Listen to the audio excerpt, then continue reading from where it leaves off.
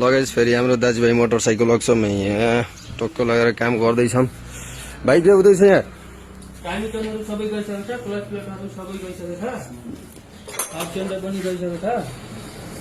यहाँ पुरै हाम्रो पडोसी मान्छेको बाइक हो चाहिँ बवाल तरिकाले खत्तम भइसकेको छ। अहिलेदेखि चाहिँ क्लच प्लेटहरू पनि चेन्ज भएको छैन। फर्स्टचोटि चाहिँ यसको खोलेर हामी क्लच प्लेटहरू केम्चनहरू सब चेन्ज गर्न लाग्छौँ।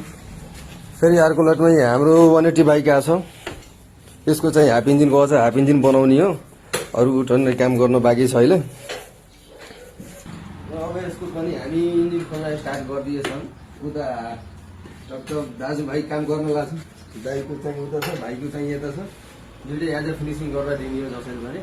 फेरि अर्को उता छ, उनीहरू अहिले पेन्टिङमा राखेको छ, यताको भ्याएर त्यसपछि उता भ्याउने हो। टक्क लागेर यहाँ अब काम हुन्छ मजाले लगाइ। अब तपाईँ पनि सम्झेर चाहिँ आउनुहोस्। हाम्रो चाहिँ पसल रहेको छ बागुलुङ बस पार्कदेखि आएर मिथलाङ जाने बाटोमा चाहिँ दाजुभाइ मोटरसाइकल वर्कसप तपाईँ देख्न सक्नुहुन्छ। केही परेपरि हाम्रो नम्बर पनि छ गुगलमा, त्यहाँबाट चाहिँ नम्बर निकाल्न सक्नुहुन्छ। सम्झेर चाहिँ आउनुहोस्, एकदम राम्रो काम हुन्छ, एकदम मिलाएर पनि काम